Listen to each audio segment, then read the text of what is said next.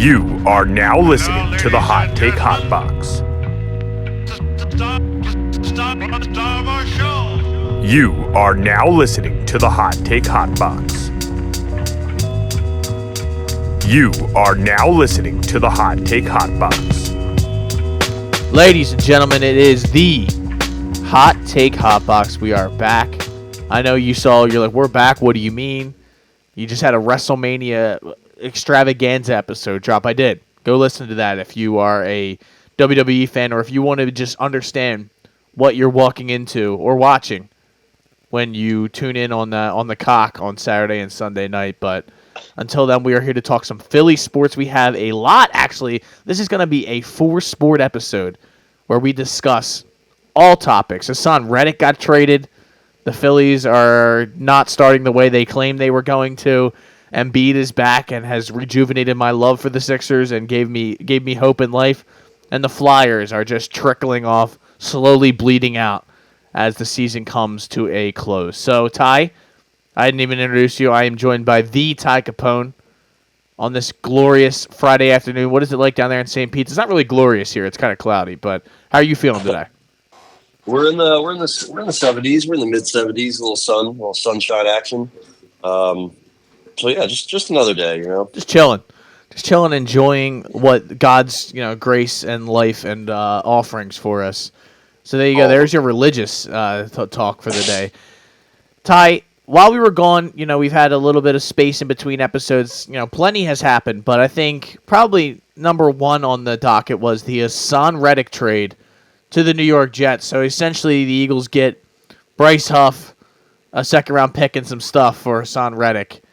And the trade wound up being where we get a pick in the future, kind of what is it, the 2026? I'm trying to get the details of this up, but yeah, I guess I'd ask you right away. As I pull the details up, your initial thoughts when you saw the trade come down and what you actually think of the return or the thought or the idea of trading Haason Reddick, because we discussed it. We kind of had gotten to the point where I think we thought maybe he is coming back. There was really no, they didn't solve the problem. They weren't going to pay him. It didn't seem like anybody else was going to pay him. So it's like, I think we've gotten, it's like, oh, he's just going to have to come out here and play the rest of his contract out. And then that's not how it went. So I guess I'd ask you what your thoughts were when you heard the news that he got traded. Yeah, I wasn't really surprised. I guess it's kind of funny that we traded him to New York after we signed Bryce Huff, so we kind of just swapped edge rushers. But they probably wanted to go younger. I think they have expectations from other guys on the roster to kind of make improvements. So you don't really necessarily have to throw Bryce Huff in there for 50, 60 snaps a game. He can kind of rotate in at least a little bit, depending on what you get from other guys. So I'm not too mad at it. I mean, Reddick, damn good player, but what is he, 29, almost 30? So you got to figure he's going to at least potentially fall off a little bit. Maybe not too much, and I think Josh Sweat would get you much less via trade. I think you would have to pay him less. So I think that's the reason you kept Josh Sweat. I know a lot of people don't want him, but us included. There probably had to be. Yeah, I mean, I'm fine with it. I'm fine with him being there as another rotational guy. I hope they kind of draft one or two somewhere in the draft. I'm sure they will. Who knows if it's the first round? Our boy Latte, that could be a pick. Let's go. Chop Robinson, another great name in the second round from Penn State if he lasts. There's a lot of good edge rushers. Dude, I saw Elliott Shore Parks the other day. Again, the guy's delusional. He lives in another world. I wish I lived in that world. I actually think he just trolls for engagement. I has to, because I don't think he could actually believe some of the stuff that he says. And it's funny because I've heard him talk on TV before. I'm like, wow, he doesn't seem like an idiot. So maybe that, who knows? But he said this is one of the weakest NFL drafts there's been. And I'm like, I have heard the complete opposite from every evaluator and every scout. There's only a couple weak positions in the draft. It's deep at edge rusher. It's deep at receiver, corner, O-line. So I don't know what he was talking about there, but when it comes to the when it comes to the draft pick compensation, everybody's pissed because it's not this year, and it's not even next year. It's 2026. It's a third round that could be a second. I'm not too sure what or why or how it could be a second, but there's a very good possibility that draft pick is in like the 30s, 40s. So after I think Rogers' contract expires in 2026. John Franklin Myers, Zach Wilson for whatever that's worth, Quincy Williams, C.J. Mosley, Elijah Vera Tucker, all their contracts expire in 2026. Garrett Wilson, Sauce Gardner, they're going to need contracts by 2027 or before that. Quinn Williams, his deal's up in 2028, so they're going to have a little bit of a money crunch, or at least a very up in the air roster. I guess every team's roster 3 years away is kind of, who knows what could it be like, but that's when Rodgers' deal's up. Yeah. That's just very, very, very big. Because if they don't have Rodgers, if they don't have Rodgers' boys, if they don't have people who want to play with Rodgers, if they have to give a bunch of money to Sauce Gardner, DJ Reed, if they have to give Haason Reddick another big deal, Garrett Wilson's going to want big money. Mekhi Becton's his deal is going to be up. A bunch of guys, a bunch of their young players, they might not be that good. Breece Hall, his contract's up in 2026. He's going to want good money as long as he is still balling. He's one of my favorite running backs in the league. So, maybe they're going to have to make some difficult roster decisions. I think there's a very good chance that the Jets stuck by that Sure. time. I guess it's a very educated guess, but just the outlook, I'm thinking this could be a very, very solid pick that we get it could be a 39th overall pick that we get for Haason Reddick in the future. That could look like a steal, honestly. Maybe Haason Reddick doesn't even play out or doesn't get a second contract from the Jets. Who knows? So I'm not that mad at it. I know, we're kind of sacrificing a little bit in the present for the future, and the future is very undecided, very unknown. So I get it. I get why people want the pick this year, but who knows? Who knows? Maybe we could get an absolute steal for Haason Reddick. I guess we still have a long time to figure that out. But in the meantime, I don't think our edge rush, I don't think we have a problem with our edge rushers, and we still have some work to do there. So the D-line in general, the front seven, the front four in general is not where I'm concerned. I'm concerned about the back four. I think where I have the problem with it is it hurts your team this year. So, you would have been better with Haason Reddick than you would have been without.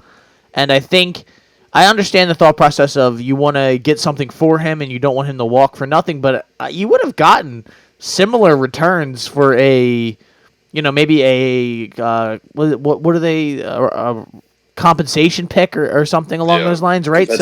Compensatory. Yeah, I was right there with the compensa. I was like, I was getting close, but I wasn't going to say it the right way. So thank you for that. But yeah, I don't know. I just thought that they were going to hold on to him and just deal with it later. I understand though that maybe keeping him would have been bad for business or bad for the locker room and the culture. And after him lining up or rushing on the opposite side of a guy you just paid. And you weren't going to pay Haason Reddick, but it sounds like Haason wanted something that just was not really in a reasonable neighborhood for the Eagles to pay, or that honestly any other team wants to pay. I heard he wants 20 plus a year. Some were saying, I think even Howard Eskin, so who knows, but he honestly does know a lot when it comes to the Eagles. 25 plus a year, so that's insane.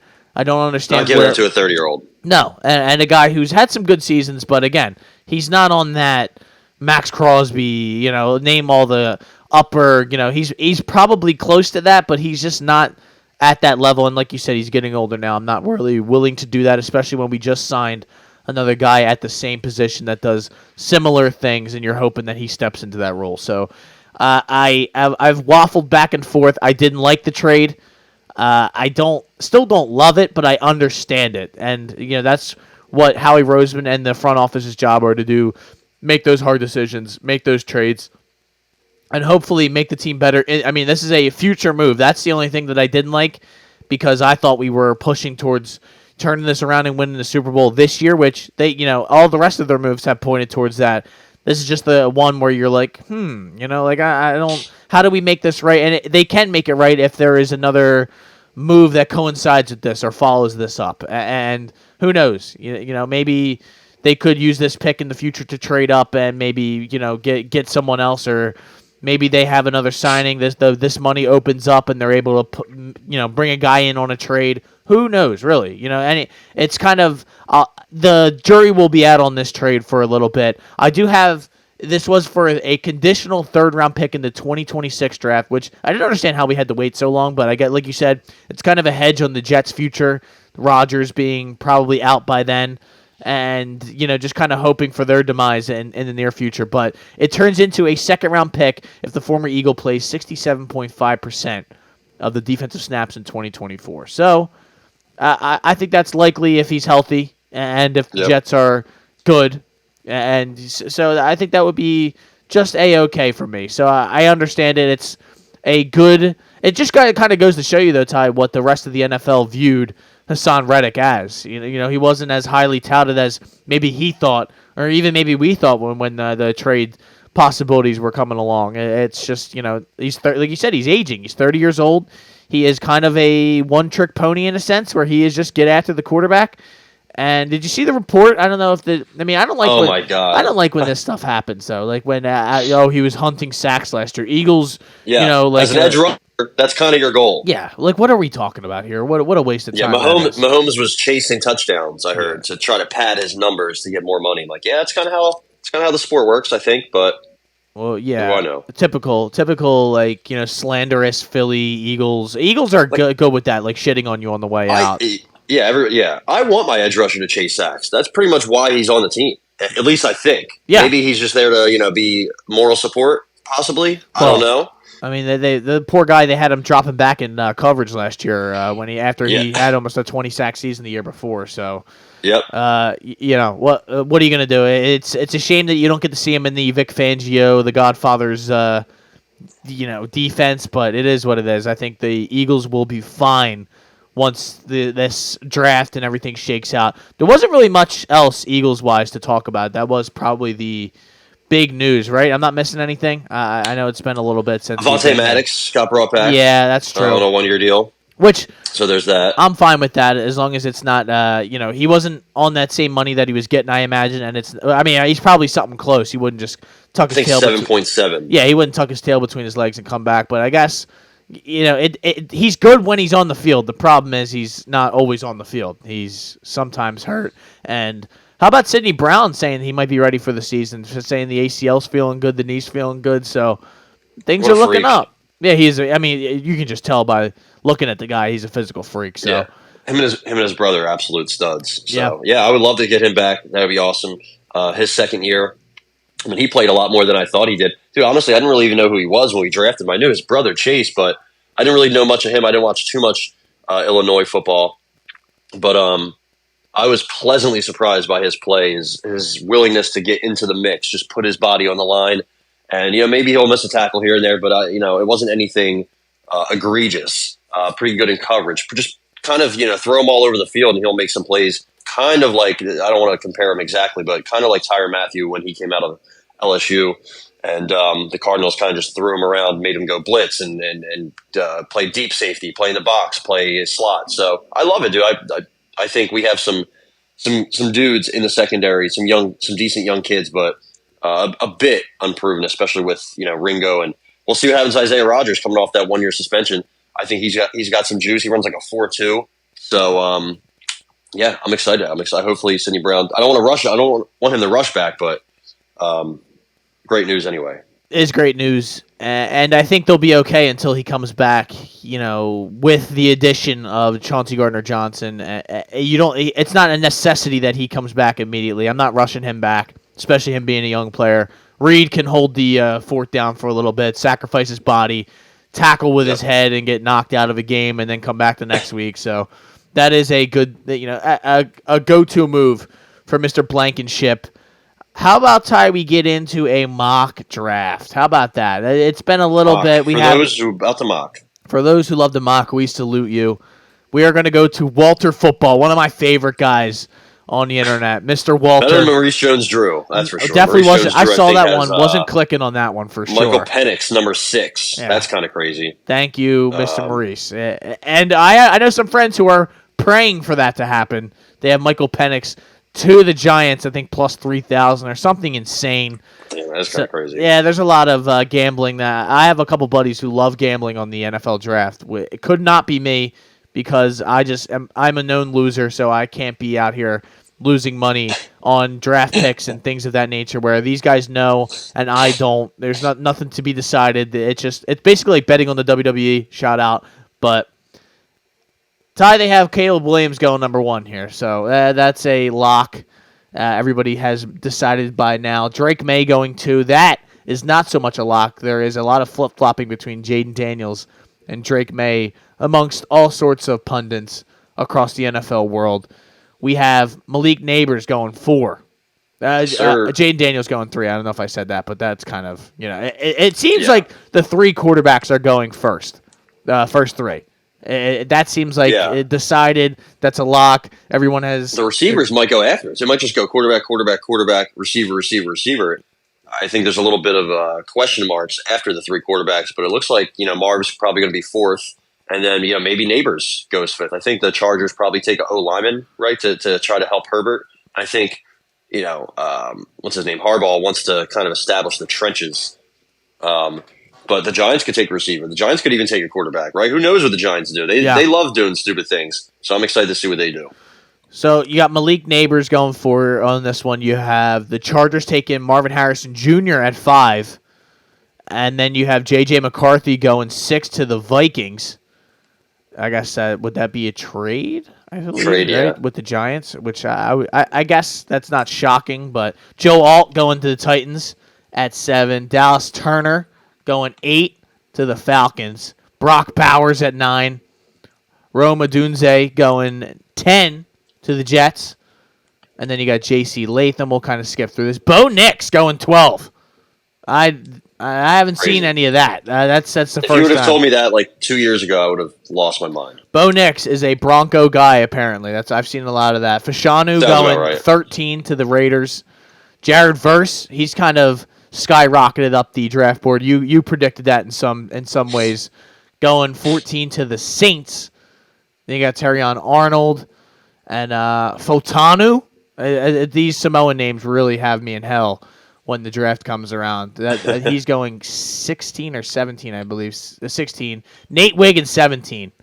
Then you have another Samoan gentleman, Fuaga, going 18. Then you have Byron Murphy going 19. Jackson Powers Johnson, this guy, that's my guy. He's going 20. Latte. Man, I thought Latte was going to follow us. 21. Damn, right before us. Miami Dolphins. And at 22, Ty, the Eagles select Kamari Lassiter. Lassiter? Is that was I good Lassiter, on that? yeah. Okay. Just making sure. Cornerback, Georgia. The Eagles had horrific play from their cornerbacks this year. They'll need to address the position on multiple occasions this offseason. Kamari Lassiter has the upside to be a cover cornerback in the NFL. I don't know if I love the idea of picking a corner anymore as much as I did maybe a month ago. I'm not against it, but I don't know. I was fired up for some of these names a month ago. Now I'm just kind of like, okay. I don't know. How do you feel? Last year, especially another Bulldog. I don't know if we just need to become the Bulldogs. Stop with the fetish of the Bulldogs. Last year is decent. I don't know if I would take him at 22. I mean, I just looked at a couple of mocks and I see a new name for us, and it's Nate Wiggins, even though the one you just said he went a little earlier. He has like 4.2 speed. He's tall. He's long, rangy. I think Kamari Lassiter's a bit slow. Not slow, but he doesn't have that top-line speed. They compare him to DeAndre Baker. They compare Nate Wiggins to Tyson Campbell. Yeah. I'd rather take Tyson Campbell. DeAndre Baker, I think, is doing like 5 to 10 right now. So I don't want that to happen in my first round pick. Actually, I think he might have beat that case. But either way, I think taking a corner at 22 is probably the move. I think corner or edge rusher. I mean, it depends on the player, honestly, more than the position. I just really want an impact player, no matter who it is. If it's Jackson Powers Johnson and we get a Pro Bowl, All Pro type center in year 1 or 2, I'm fucking all in for that. I mean, you kind of just replace. I mean, I don't want to say this, but replacing Kelsey with another Kelsey, ideally, in theory, would be huge, and set you up for 10 years. And centers don't go that high usually, right? I mean, we took Kelsey in the 5th or 6th, and he was even good in college. It was just they weren't sure how he was going to translate. He wasn't as big, as athletic as JPJ, so I'd be fine with him. I like Latte.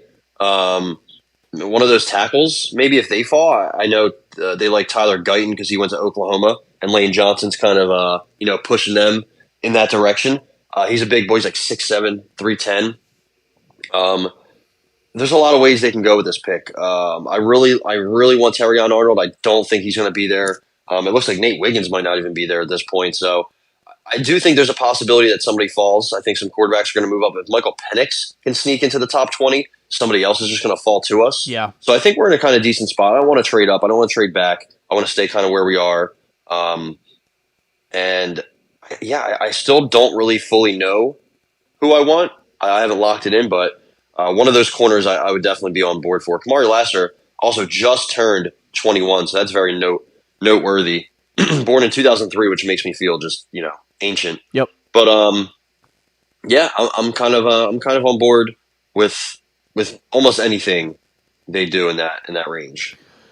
I agree. It's not that I'm against the defensive back pick. It's just more I guess I don't really have something that I want, so it's like I'm kind of cool with everything, but I don't really get excited about whoever's going to be there because it's kind of hard to get excited about somebody at 22. You don't know what this guy's going to be or who you're going to end up with. It's kind of you're at the will of the rest of the NFL, so you have to sit around and wait, see what kind of just drops to you, or maybe they trade up. Who knows? I wouldn't honestly be a fan of that because, like you said, this draft is very deep. So I think you can get something at 22. I'd even consider maybe trading back if you're able to get another pick in that second round. Kind of add to the wealth of what's going on here. I'm not against it. I'm not for it or against it. Kind of just hanging out this draft season so far. Ty, hear you. We keep it moving. Let's go into the Philadelphia 76ers, our basketball team. Joel Embiid has returned from his meniscus injury. I think almost 2 months, a little bit over 2 months to the date since the injury occurred. I believe it was like January 30th was when the last time we saw him. He comes back against OKC on Tuesday night. They come all the way back, get a victory against a team that did not have their star and another guy. I think Jalen Williams or somebody else did not play in that game. J-Dub. He's nice, by the way. I like to point that out. Insane how good. Also, the OKC almost lucked into Tyrese Maxey. I don't know if you saw that. There was a tweet that they really wanted him, and I think they won a game that they should have won. Something like that. Yeah, so, Mike Muscala. That's right. That shot. Yeah. Big Moose helping us out in more ways than he did on the court. So, yeah, Jalen Williams is a Santa Clara legend. His brother is probably going to be a top 10 pick this year, Cody Williams, who I'm not sold on watching him play in the tournament. But either way, they didn't have him. Also, we just got fined $100K. Hopefully it comes out of Josh Harris's pocket for, what's the wordage? Failing to report, violating injury reporting rules for Embiid versus OKC. Yeah, because I do think they said he was a game-time decision, or he was out. Yeah, something along those lines. And then, but it's funny because I thought Woj, even a couple days prior, said he's coming back this week. So the Sixers have done this before with Embiid. The very, very last minute they say, "Oh, he's in, he's playing," and I don't love that, but every team does that, and it is what it is. I'm not mad at them finding our rich owner $100,000. Get ahead, but yeah. And then last night I didn't get to catch any of that game, but big game for Embiid, dropped 29. It's weird. Just looking at the box score. I don't want to be a box score watcher, but he had 29. He only had a couple rebounds. Yep. Minus 19. Yeah, I knew you were going to say that. Yeah, it was not good. Maxey carried them for good portions of that game last night. Yeah. Maxey was on fire. He's one board away from a triple-double. He had 37. He came out and was frying them to begin the game. And I was like, oh, man, he's on. Yeah. I don't know what was going on. When he went out of the game, they just had no life. They were just lifeless. They weren't playing defense. I don't. Embiid's still not back, but he's you can tell he's getting his feet underneath him. End of the game, they were That's going all we to wanted, him. though. Exactly. This is exactly what we wanted. And maybe you fight for that 6th seed if you get lucky. I doubt it happens, but who knows? Looks like we're probably getting Miami. Yeah, and that's fine. Which I'm fine with. That's fine. And if we get in this play-in, it is what it is. I think it just, if we have a healthy Embiid, we're going to have to wind up beating one of these teams that we're going to play in this first round anyway. So might as well get it out of the way, and maybe they're not ready to go. It's kind of trying to spin a positive look on this, but I'm with you. What are you gonna do? It's about as good of a good scenario, best case scenario as you can get with everything that has happened for the Sixers this season. Giving them this last couple games to kind of get their feet wet, get ready to go for the playoffs, get some of these guys that they made trades for at the deadline, get acquainted with playing with Embiid and just adjusting their game a little bit. Oubre's been awesome. He really has. I love having Kelly Oubre on the team. I've been saying it all season long. I hope they somehow find a way to bring him back. I don't see it happening, but because he's probably going to get paid a lot of money. Who knows? Tobias Harris has been an absolute stain on this franchise in this city for some time now. He's hurt again. Yeah, it's amazing. This guy just injury after injury. Please sit out. Didn't even notice he was out until I checked the report last night. I was like, oh, wow, he didn't play. Watched the whole game. I was like, oh, yeah. And like midway through the second, I'm like, where's Tobias? And I was like, oh, he must be hurt. Who cares? Really, who cares? Yeah. But Nick Batum, 32 minutes, didn't even score a point. Yeah. Don't love that, but he gives you a bunch of different things, I think. He's got some. He can pass a little bit. He can kind of play down low. He can be that veteran guy, kind of playing that Tobias Harris role, just without the expectations, without the price tag. And he can give you some stuff that Tobias just scores. That's really all you need from him. Also, how about Kevin Love? 11 and 16, turning back the clock. Yeah, last night. Salt so and pepper. That's interesting. Buddy Hield didn't score. He's kind of had a he's for how inconsistent Kelly Oubre is. He's getting 41 minutes last night. Put up 18 and 8. Buddy Hield, very very. He's like the model of inconsistency. So hopefully we can get some hot shooting from him in the playoffs. He can heat up at any time. Campaign is a very weird player. Yeah. Very weird player. Picks up 5 fouls in 10 minutes. Some games he'll just start dropping threes. Very, very. We have an odd roster, I'll say that. But Tyrese Maxey is probably the odds-on favorite to win Most Improved Player. He deserves it. 10 of 12 from 2 last night. He was 5 of 14 from 3. So the confidence and just also the ability to not shoot yourself out of a game is impressive for somebody who went 17th in the draft, or is it 21st? Still only 23, kind of undersized, kind of an afterthought, thanks to John Calipari, always ruining a nice young guard. And I just can't say enough about what Tyrese Maxey has given us this year. He's definitely kind of quieted me in a sense. Now, I don't know what his ceiling is. Maybe this is a ceiling, but if this is a ceiling, I am through the roof, over the moon, very excited. Kyle Lowry is doing a couple decent little things for this team. They have, again, a very odd roster build, but I don't hate it. I don't hate it. I do think we're missing if you could swap out Tobias for a nice young athletic player in that position, that's my one quarrel. But I mean, Nick Nurse is doing a really good job with what he has, and I think we're probably getting the heat, and I'm not scared of the heat. Bam Adebayo, Jimmy Butler is another just painfully mediocre performance last night. I think he's probably just waiting for the playoffs, right? Play like shit down the stretch in April, and then the playoffs come, and playoff Jimmy's here. So yeah, we'll see. I mean, we owe him one, so we got to get back at him for that. And I'm excited. As it stands right now, the Sixers are one game out of that 6th seed that gets them out of the play-in tournament. They are chasing the Pacers. They just played the Heat right now. I believe they are tied with the Heat for that 8th seed. Or no, they're a half game behind the Heat, who have the one game up on them to play. One game in hand, I guess you should say. But the Pacers play the OKC Thunder tonight. I don't know what the status is of some of their injured guys or who's going to play, who's not. Could really use the SGA godlike performance in Indianapolis. That would be incredible. Would really greatly appreciate that.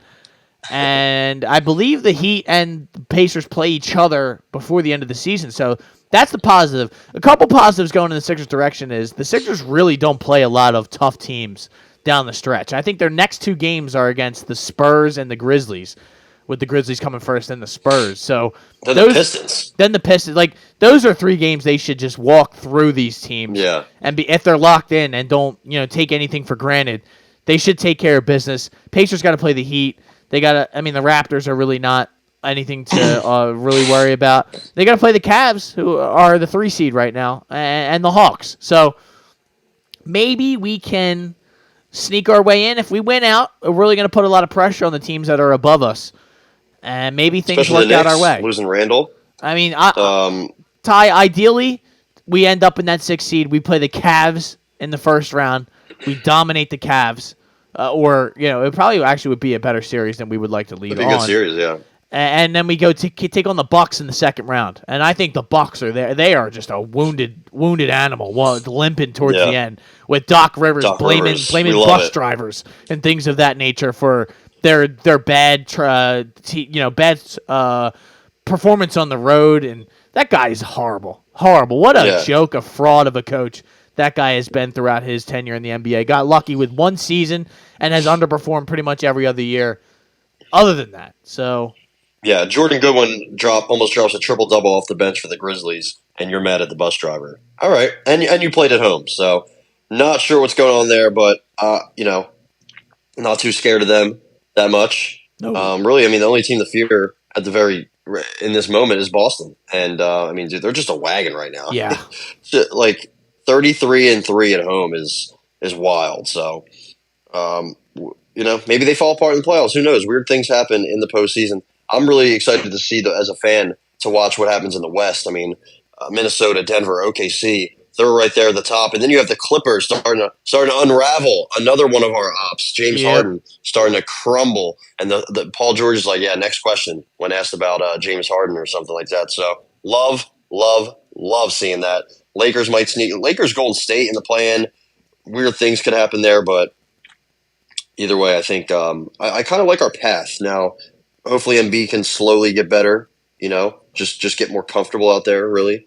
And I wonder if he plays heavy minutes in these last couple of games, especially against like the Pistons or the Grizzlies or somebody. You don't have to sit him, but definitely just limit him a little bit. You don't want to overwork him. I think he is going to sit one of those games of that back-to-back. I think. I don't know that for a fact, but if the past has given any idea of what the future may hold. They like to be safe with him, and I think you have to kind of protect him from himself. He'll be all gassed out on that Saturday night. I think that's the second half of that Saturday night. Have no juice, be flopping around, maybe get himself hurt. We don't need that. We need him to just work his way back, get stronger every game. And if the Sixers can't beat the Spurs without him, then I don't know what to tell you. Well, I don't know if we should really be here then, but.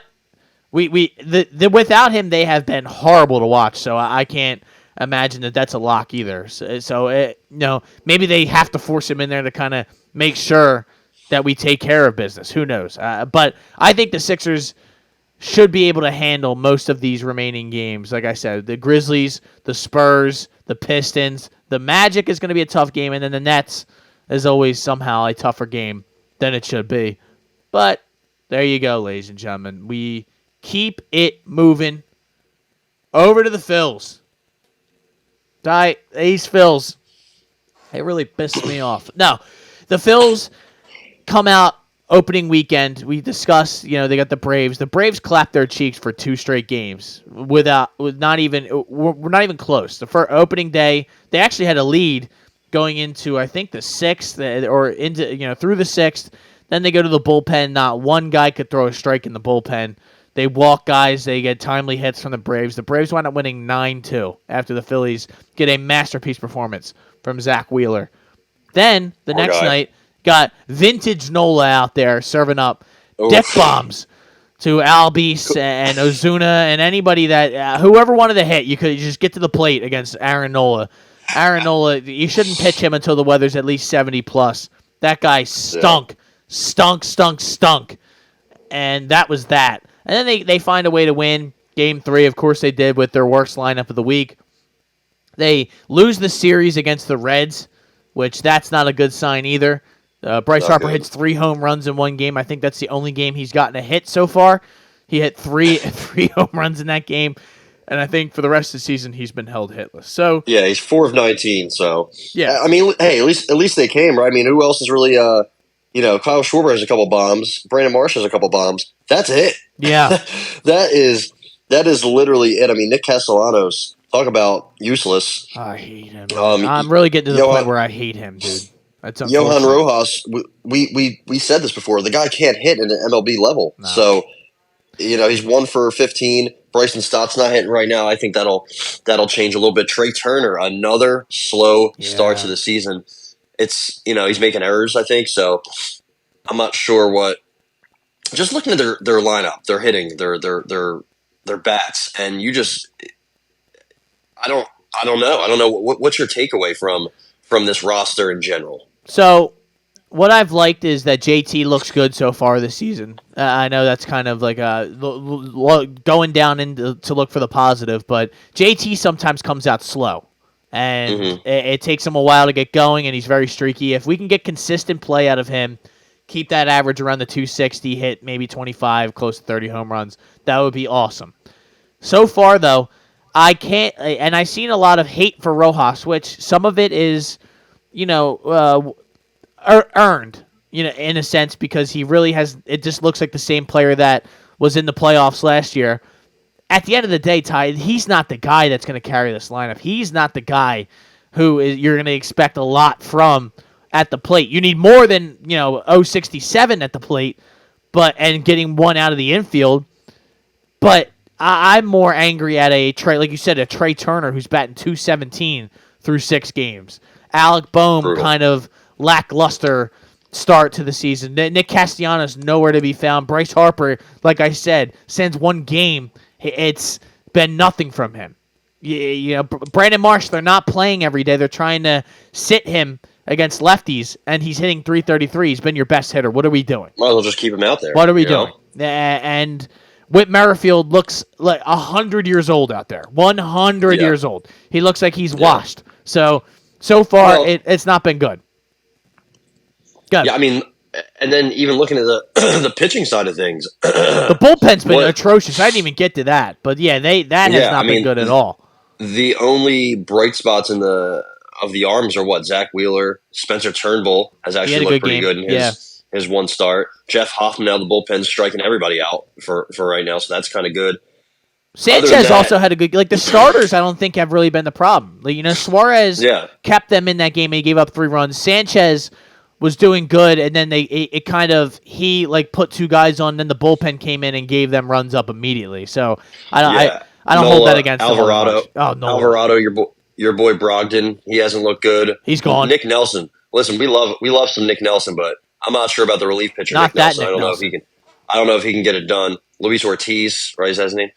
Sir Anthony. I don't know with Sir Anthony, man. He's either going to just blow up. I know a lot of relievers are like that. He's either going to blow up or he's going to shut everybody down. Throwing 105. I think they have some real issues as a roster as a whole. I'm not sure what.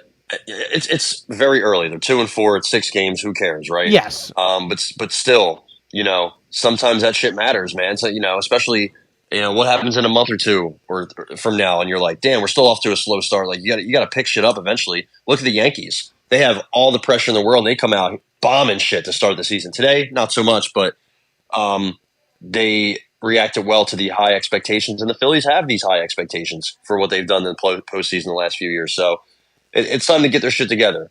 I know it's early, but make a fucking statement. Come out here and smash the Nationals. They stink. If you get to face Josiah Gray, which I think he went last night, so they miss him, that's an easy 10-run spot.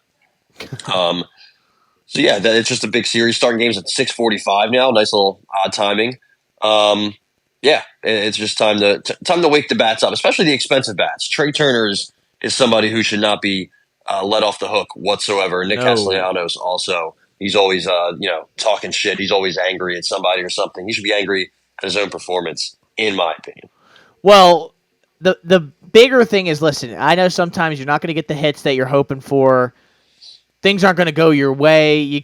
I'm not going to get too angry at guys not performing right away, but you told me, everyone was telling me all offseason, the team, the players, you were hearing this and that they were going to take a better approach at the plate this season. That they were going to, not try to swing it all shit, basically garbage pitches the entire season. They were going to be more selective. They were going to maybe take a couple walks here and there.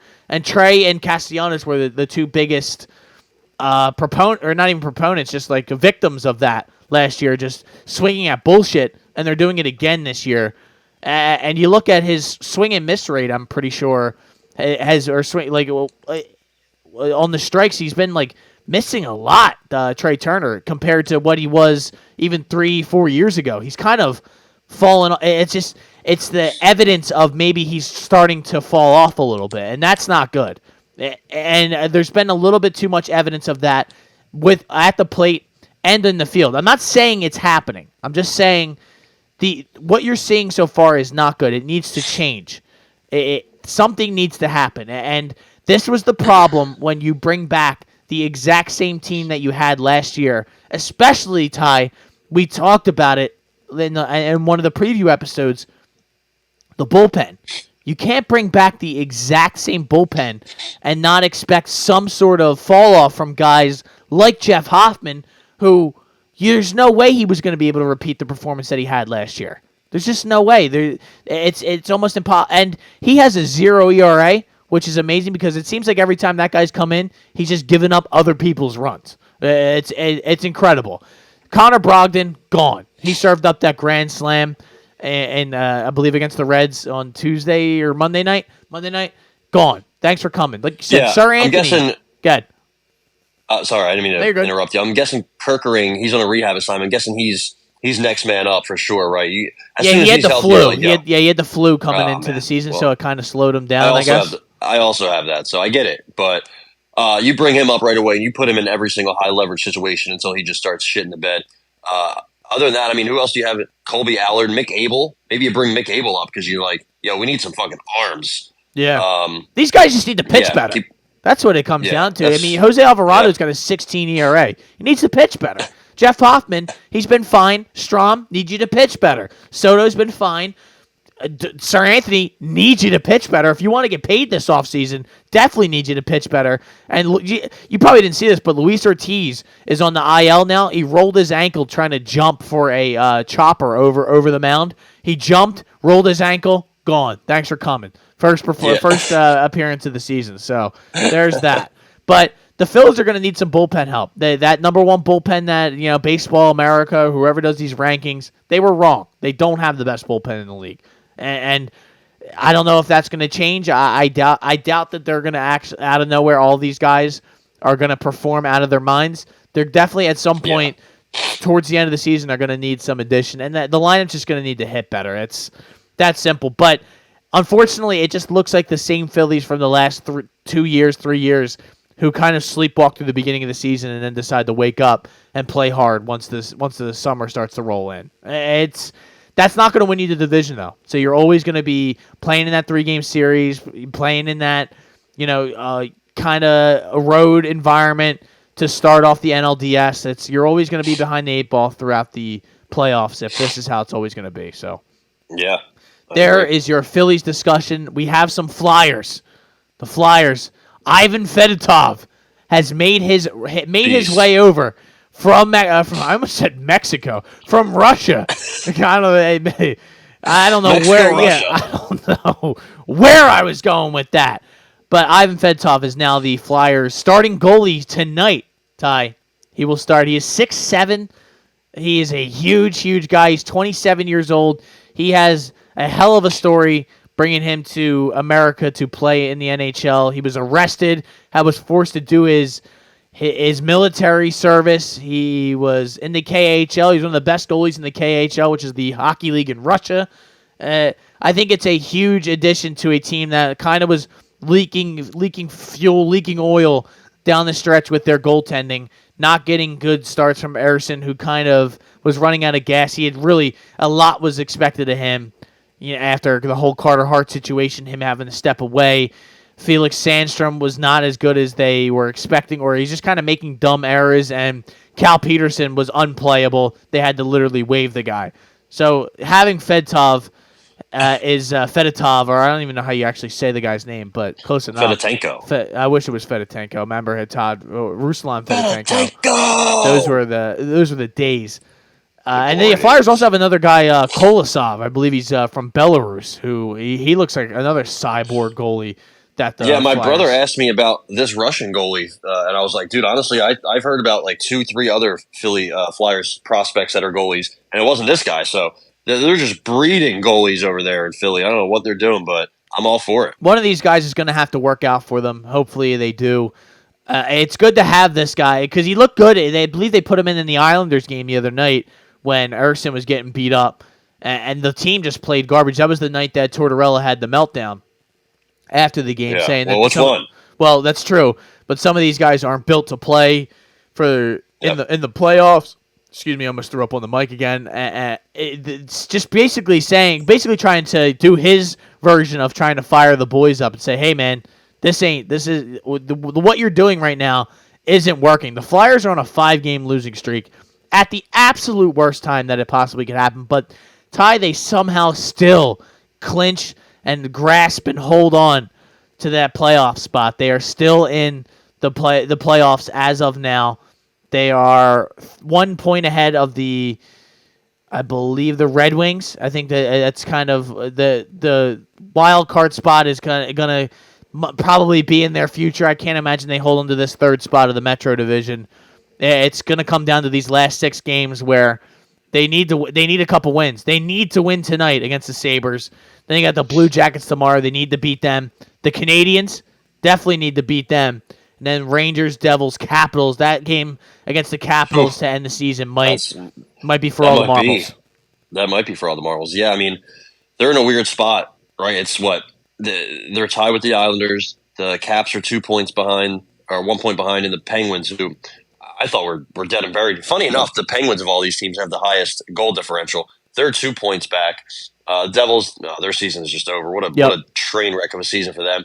And then the Red Wings, they are also 1 point back. The Red Wings, Capitals, and Islanders are playing about 500 hockey lately. The Penguins 6-2-2 in their last 10. Flyers 2-5-3 on a 5-game losing streak. Yeah. So, yeah, they got to win. They got to win these games. I know most of them are on the road. They do end the season with 2 games at home, but it doesn't matter, man. You got to go out there and you got to fucking take it. Hopefully they can get fired up. They do seem to play better on the road for what it's worth, but I think it's negligible difference there. So yeah, not really much else for me to add on to that. They have to start by winning tonight for sure. Who else plays around the league? Rangers, Red Wings. So you got to assume the Rangers smack the Red Wings, but you never know. Red Wings season on the line. They win this and they catapult the Flyers for that last spot. Capitals also have a tough game tonight too. So just handle business. Every game feels Flyers like a playoff are underdogs. Game now. Yeah, well, also tonight. That's unfortunate, but you want to take a stab at the plus money. They kind of deserve it. They really do because of the way they've played of recent. And it's unfortunate. It really is because they just the way when we look back, and if they were to unfortunately miss the playoffs, you're gonna look back and you're gonna look at games like the game against the Blackhawks. I believe it was Saturday night where they just looked lifeless and had nothing for a team that's as you know, Ty, the very bottom barrel of what the NHL has to offer. I couldn't believe that. I mean, Joey Anderson walked on that ice and was doing anything he wanted to. He had like the 4th goal of the season for him, and it was beautiful. And then he had this beautiful dime. McKenzie and Twistle scored. I'm like, bro, these are our bottom 6 guys slicing and dicing a playoff team in the Flyers. Yeah. What's going on? I also want the Blackhawks to lose. I don't want them to catch the Ducks. And I also, even though it's not probably going to happen, I want the Sharks to catch them.